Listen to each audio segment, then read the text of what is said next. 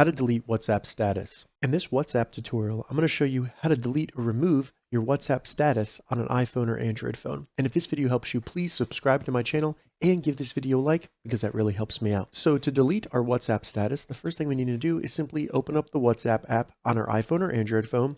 Then in the app here, select Updates in the bottom menu. Once you select Updates under Status, you'll see My Status. Go ahead and select My Status.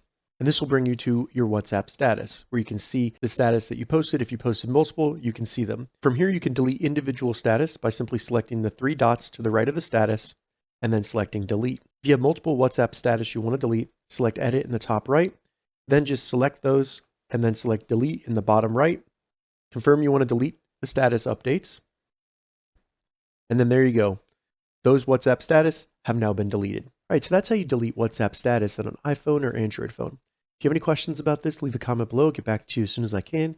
If you'd like to see more WhatsApp tips and tutorials, check the links in the description. If this video helped you, give it a thumbs up, and please consider subscribing to my channel, Gauging Gadgets, for more gadget reviews and tech tutorials. Thank you so much for watching.